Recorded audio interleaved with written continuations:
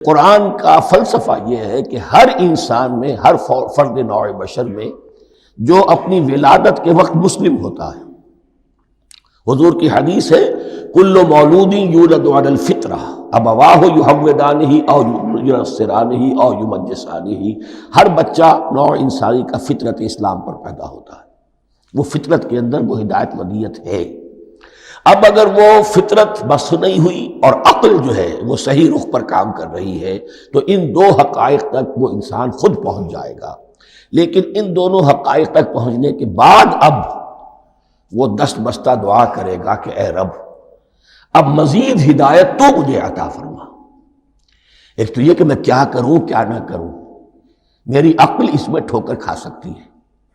میں کسی اچھی چیز کو بری سمجھ سکتا ہوں، کسی بری کو اچھی سمجھ سکتا ہوں، تو مجھے صحیح راستہ، صحیح راہ ہدایت پر چلا۔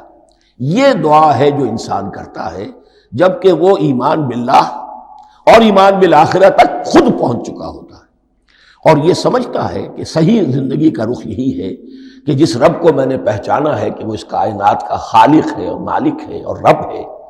میں اس کی بندگی کروں، اس کی اطاعت کروں، اس کا حکم مانوں، اس کے راستے پر چلوں۔ لیکن وہ راستہ کون سا ہے؟ اس کے لیے پھر دست بدعا ہوتا ہے کہ پروردگار تو میری رہنمائی فرما۔